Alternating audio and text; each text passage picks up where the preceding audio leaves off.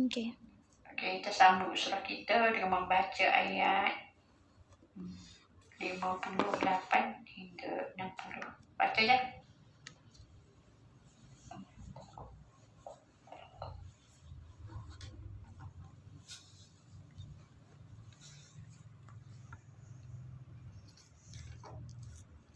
A'udzu billahi minasyaitonir rajim.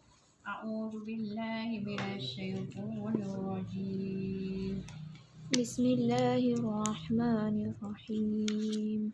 Bismillahirrahmanirrahim. وإذ قلنا ادخلوا هذه القرية فكلوا منها حيث شئتم رغدا وإذ قلنا ادخلوا هذه القرية فكلوا منها حيث شئتم رغدا وادخلوا الباب سجدا وقولوا حطة نغفر لكم خطاياكم وادخلوا الباب سجدا وقولوا حطة نغفر لكم خطاياكم وسنزيد المحسنين وسنزيد المحسنين. فبدل الذين ظلموا قولا غير الذي قيل لهم فبدل الذين ظلموا قولا غير الذي قيل لهم فأنزلنا على الذين ظلموا رجزا من السماء بما كانوا يفسقون فأنزلنا على الذين ظلموا رجزا من السماء بما كانوا يفسقون. وإذ استسقى موسى لقومه فقلنا اضرب بعصاك الحجر وإذ استسقى موسى لقومه فقلنا اضرب بعصاك الحجر فانفجرت منه 12 عينا فانفجرت منه 12 عينا قد علم كل أناس مشربهم قد علم كل أناس مشربهم كلوا واشربوا من رزق الله ولا تعثوا في الأرض مفسدين كلوا واشربوا من رزق الله ولا تعثوا في الأرض مفسدين. Baca Asihab, baca terjemahan sehingga ayat 60. Ayat apa? 58 hingga 60. Al-Baqarah 58.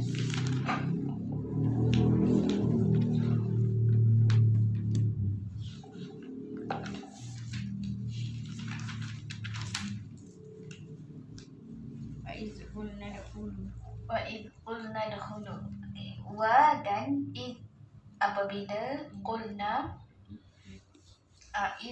ketika qulna kami berfirman udkhulu masuklah kamu hadhihi ke ini al-qaryah negeri fa maka hadhil qaryah ke negeri ini fa maka kulu makanlah kamu makanlah olehmu min daripada hanya haitsu sebagaimana syi'tum kamu kendaki rogodan makanan yang enak atau rogodan yang enak wa dan udkhulu masuklah olehmu al-baba akan pintu sujadan dalam keadaan sujud wa dan qulu katakanlah olehmu hittatun hapuskanlah dosa kami naghfir nescaya kami ampuni la bagi kum kamu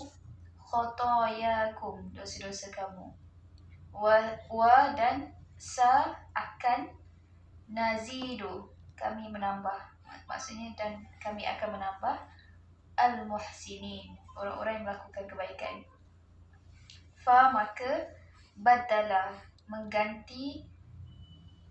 telah mengganti alladhi akan orang-orang yang zalamu telah zalim oleh mereka qaulan akan perkataan ghaira selain alladhi yang qila dikatakan la kepada hum mereka fa maka anzalna kami menurunkan ala ke atas alladina orang-orang yang zalamu mereka zalim telah zalim oleh mereka rijzan siksaan min daripada as-sama langit bima terhadap apa yang kanu adalah mereka yafsukun mereka melakukan kefasikan wa dan id ketika istasqa telah memohon air minum Musa oleh Musa liqaumi untuk kaumnya faqulna lalu kami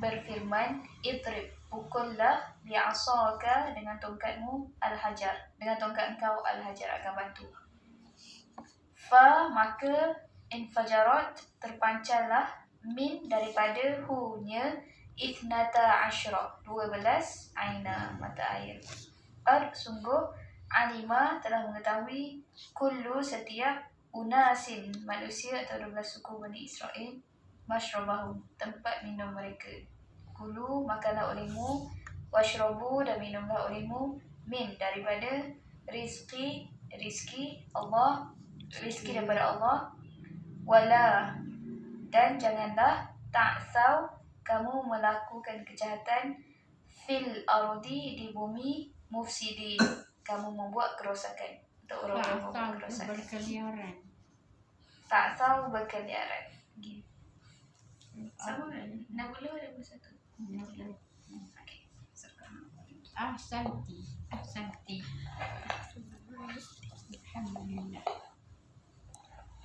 alhamdulillah rabbil alamin Allahumma salli wa sallim ala Muhammad wa ala ali Muhammad Allahumma rabbi shrah li sadri wa yassir li amri wa hlul 'uqdatam min lisani yafqahu qawli amma ba'd wa idh qulna udkhulu hadhihi asy-syajarah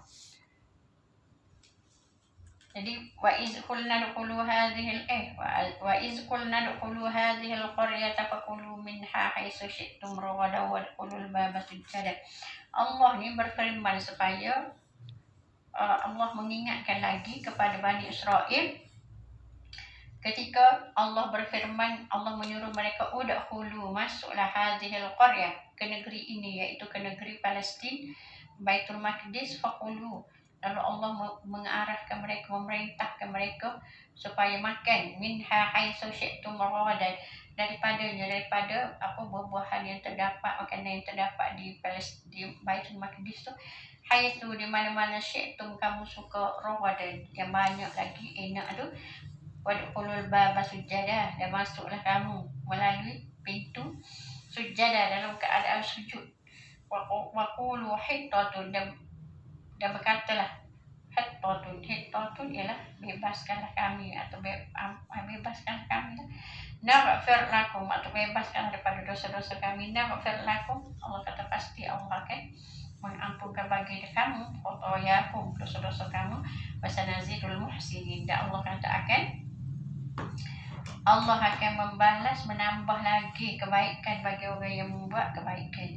Tapi orang Yahudi ni dekirnya fabadalal ladzina zalamu mereka tu menggantikan orang-orang yang zalim itu telah menggantikan perkataan yang Allah firman itu qabla ghayral ladzi qila lahum perkataan yang tidak dikatakan kepada mereka fa anzalna 'alal ladzina zalamu rijzan minas sama maka Allah menurunkan ke atas orang-orang yang zalim itu rijzan siksaan minas sama daripada langit bima kanu yafsukun disebabkan dalam mereka tu orang-orang yang fasik.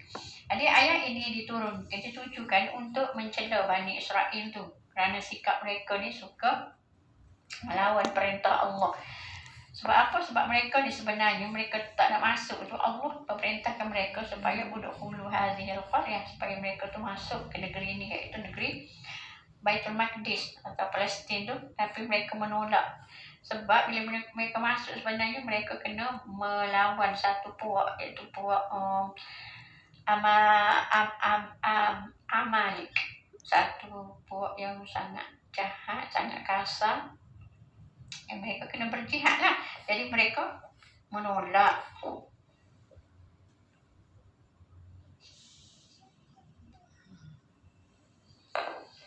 mereka menolak untuk berjihad, untuk masuk berjihad ke Baitul Maqdis tu. Mereka tu kan dari Mesir bersama-sama dengan Nabi Musa.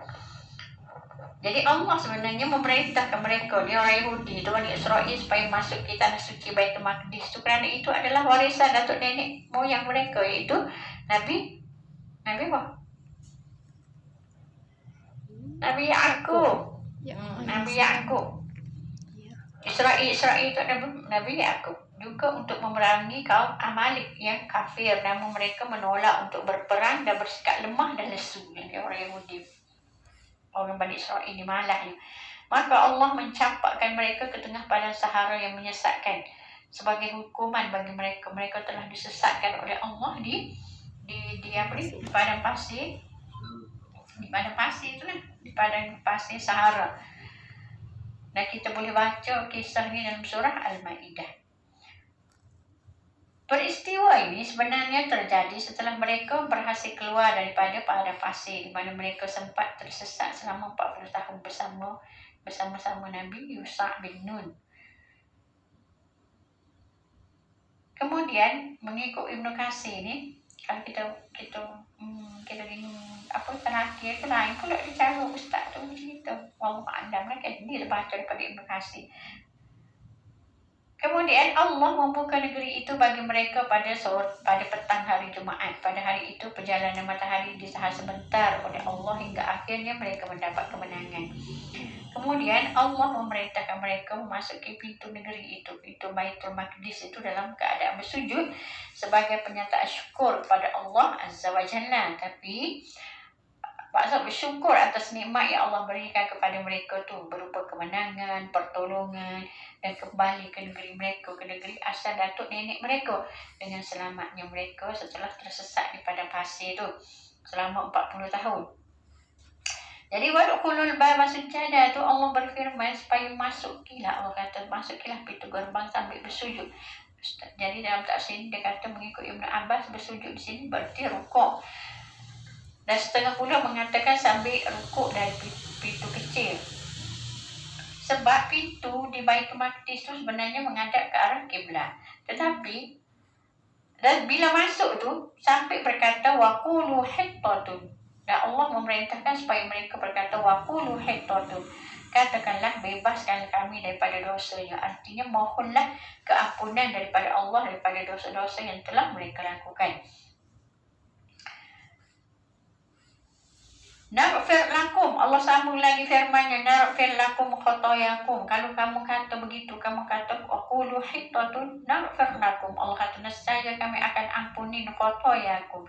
Wa sanazidul muhsinin, dan kelak kami akan menambah lagi pemberian kami, Allah kata, kepada orang-orang yang berbuat baik. Jadi ini merupakan jawapan ke atas perintah Allah sebelumnya, yang bermaksud Allah dalam tafsir ini berkata, jika kamu mengerjakan apa yang kami perintahkan, maka kami akan mengampuni kesalahan-kesalahan kamu dan kami lipat gandakan kebaikan-kebaikan ke atas kamu. Jadi maksudnya kesimpulannya mengikut Ibnu Katsir, mereka diperintahkan untuk tunduk kepada Allah Azza wa Jalla ketika memperolehi kemenangan baik dalam perbuatan maupun ucapan. Selain itu hendaklah mereka mengakui dosa-dosa yang telah diperbuat. Jadi memohon keampunan atasnya, mensyukuri nikmat bersegera melakukan semua perbuatan yang disukai oleh Allah. Tapi orang-orang Yahudi ini tidak melakukan sebagaimana yang diperintahkan oleh Allah. Malah Allah berfirman, fabaddala alladzina zalamu, lalu orang-orang yang zalim itu telah menggantikan perintah Allah untuk mengerjakan dalam keadaan sujud tadi kan, supaya disebut kalah hittatun, malah dia menyebut qaulan ghairal ladzi qila lahu, perkataan yang tidak dikatakan kepada mereka, yang tidak diperintahkan kepada mereka. Jadi dalam satu hadis Nabi SAW bersabda, Nabi kata dikatakan di Bani Israel, kepada Bani Israel, udkhulul baba sujada, masuklah ke dalam Baitul Maqdis tu melalui pintu dalam keadaan sujud. Wa qulu, dan katakanlah hittatun, katalah hittatun, itulah ampunan dosa-dosa kami tu. Fadkhulu, fadkhulu,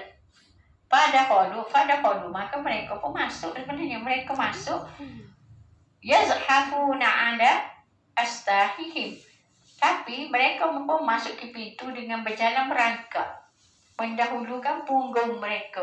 Mereka tidak kata pergi dalam keadaan bersujud, memulakan dengan kepala, tapi fadakhalu yazhafuna ala astahihim, mereka masuk dalam keadaan mereka tu merangkak mendahulukan punggung mereka.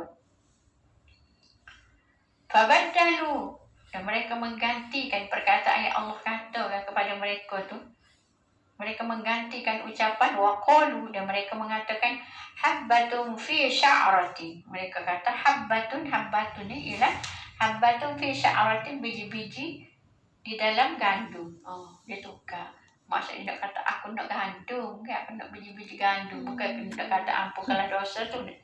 Ceritanya degilnya orang baik Bani Israel ini supaya kita tidak melakukan benda yang sama. Allah memberi contoh perbuatan yang dilakukan oleh Bani Israel. Takkanlah Allah nak bagi itu sia-sia, mestilah untuk kita fikir ni dari antara sifat-sifat mereka yang telah Allah murka terhadap mereka. Malah mereka telah mengolok-olok, maksudnya mereka telah mengolok-olok dalam perintah Allah itu dengan menyebut biji-bijian dan juga gandum. Jadi mengikut Ibnu Katsir, hal ini merupakan puncak pembangkangan dan juga pengingkaran. Oleh kerana itu Allah menurunkan kepada mereka azab dan siksaannya disebabkan kefasikan mereka. Kefasikan mereka maksudnya mereka telah keluar dari ketaatan kepada Allah. Dan Allah berfirman, fa'anzalna, maka Allah kata fa'anzalna, kami turunkan alal ladzina zalamu, ke atas orang-orang yang zalim itu, rijazan siksaan minas sama, daripada langit, bima kanu yafsukun, disebabkan apa yang mereka tu fasik, yang mereka berlaku fasik, iaitu mereka melanggar perintah Allah. Fasik itu adalah melanggar perintah Allah.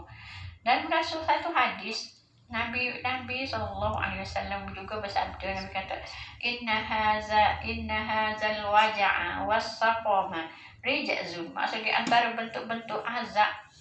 Sebab rijazun ni berarti azab. Jadi Nabi kata penyakit dan penderitaan juga adalah bentuk azab yang ditimpakan kepada sebahagian daripada umat sebelum kalian. Allah kata was-saqama rijazun uzziba bihi ba'dul umami qablakum. Maksudnya Nabi kata penyakit-penyakit dan penderitaan juga ditimpakan sebagai azab bagi kaum-kaum yang terdahulu. Jadi siapa-siapa yang berlaku fasik kepada Allah akan azab mereka tu. Allah akan menimpakan pelbagai jenis azab. Dan Nabi mengingatkan orang dahulu, ada yang ditimpakan dengan penyakit, ada yang ditimpakan dengan penderitaan. Jadi kita pun buatlah muhasabah pada diri kita hari ini. Kalau kita mengamal masyarakat kita melanggar perintah Allah, menjadi orang fasik, apakah Allah tak akan azab kita sebagaimana orang dahulu? Maknanya kita belajar ni dengan berfikir, bukan saja kita belajar tafsir ni, belajar memahami ni hanya kita kata ni perintah orang Yahudi dulu, tak ada kaitan dengan kita. Maksud tak akan bermanfaat lah kita baca Al-Quran tu. Kemudian ayat seterusnya, ayat 60, wa izistasqa Musa liqaumihi, dan ingatkanlah juga wahai Bani Israel pada zaman Nabi Muhammad ni di Madinah. Sebab ayat Al-Baqarah ini Allah turunkan di Madinah, berbeza dengan surah Al-A'raf tu Allah turunkan di mana? Di Makkah. Sebab tu perkataannya berbeza, ganti nama yang digunakan diceritakan pada Nabi. Dalam surah Al-A'raf tu digunakan hum, tapi di sini digunakan kum, iaitu kamu. Di dalam surah Al-A'raf penggunaannya ialah orang ketiga, mereka. Maksud cerita yang disampaikan kepada Nabi.